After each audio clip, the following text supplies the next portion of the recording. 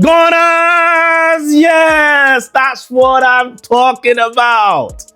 Yes, that's what's up, right? This was probably one of the most important games for Arsenal this season as a whole, right?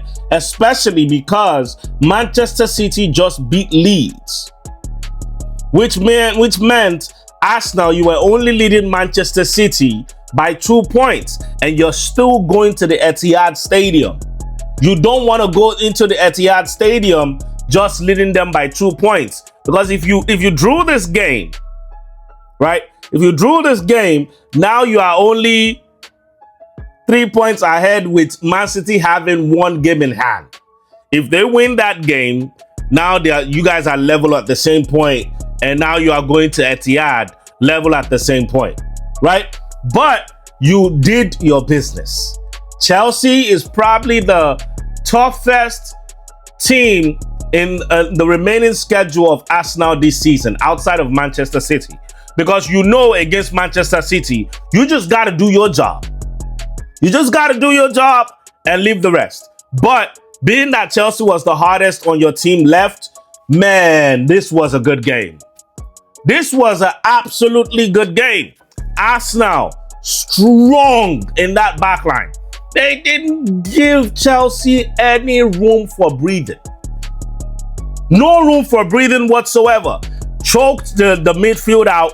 Choked the defensive line out. Arsenal created a couple of opportunities. This game could have simply just been 3-1 or 4-1, in my opinion. Ebere Chieze missed one clear-cut opportunity that could have been a goal. A couple of other players also missed a couple of opportunities. Victor Gyökeres, to me, wasn't a factor in this game at all, right? It wasn't a factor in this game at all. But good win for Arsenal, especially because you know what's coming. Now, with the cushion that Arsenal has given themselves, you would hope that outstanding game that Manchester City is yet to play, that they either draw or they lose. Why not? Anything is possible in the world of football. Erling Haaland seemed to be like he's injured a little bit. Pep didn't really say that much about it. It sounded as if he was injured, but it sounded as if it wasn't that much of a big deal. I'm guessing it's just take a break, brother. We're playing against Leeds. If we can't beat Leeds, then we don't deserve to win this league, right? Take a break. We need you for the rest of the season. And Manchester City is going to have a bunch of tough games coming.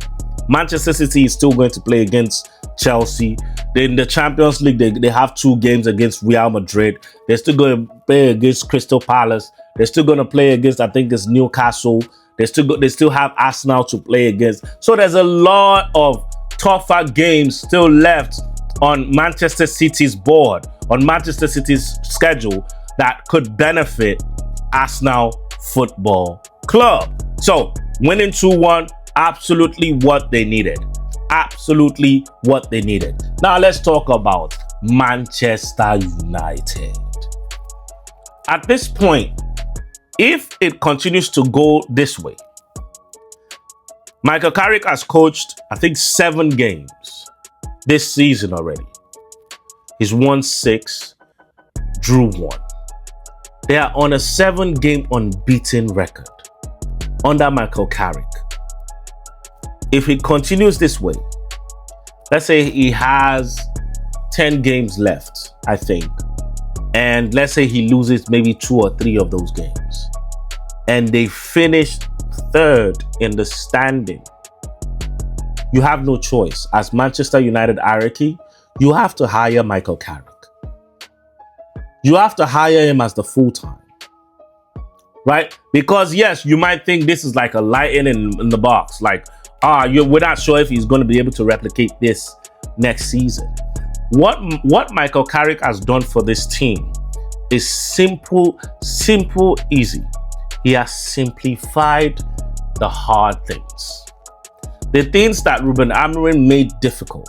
The things that Ruben Amorim made into something that was like, oh my God, what's going on?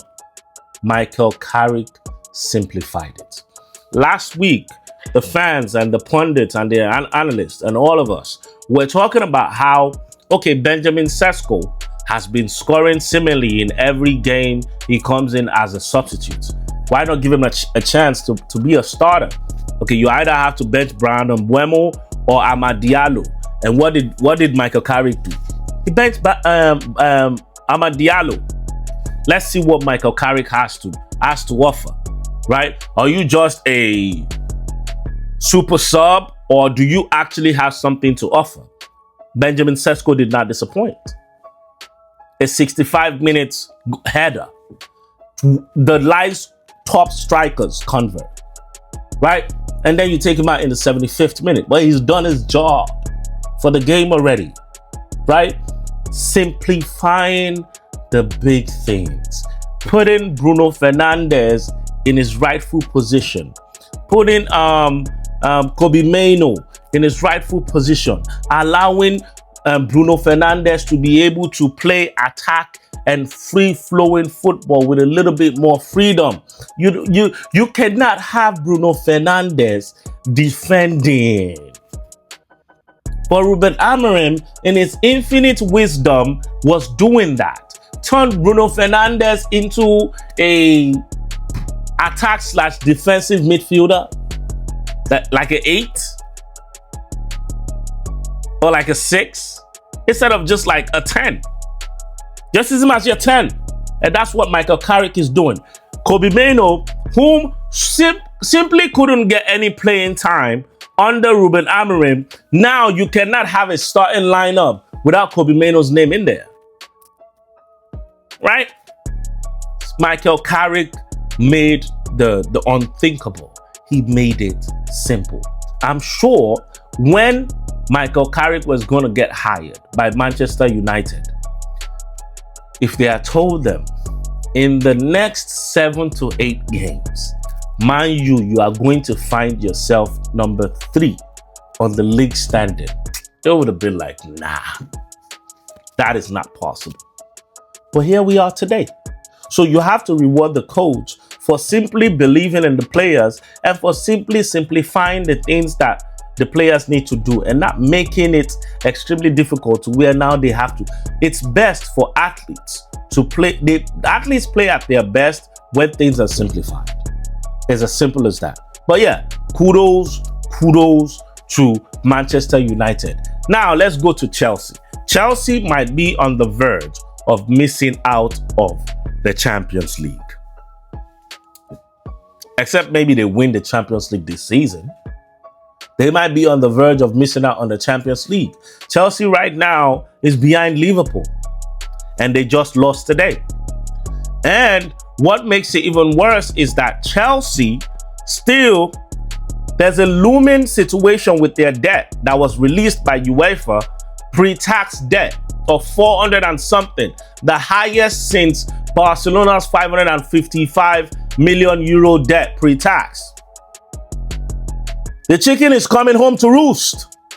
So you need Chelsea to qualify for Champions League to be able to recoup some of that money that they would, because it don't look like they will be able to sign players this off-season with that level of debt that they have, right? All I just need for them to do is, as a Barcelona fan, just sell me Reece James and Cucurella. That's it. I'm not asking for too much. Cucurella and Reece James, that's all I need. But Premier League season, man, it is hitting up. We're at the point of the season now where everything is tight. Everything is unpredictable. Everybody's behind is tight. Everyone is feeling the pressure. Arsenal fans are under pressure. Man City fans are under pressure. Chelsea fans are under pressure. Manchester United fans are enjoying the glory of being back to the pinnacle of football. Man, Premier League, let's go!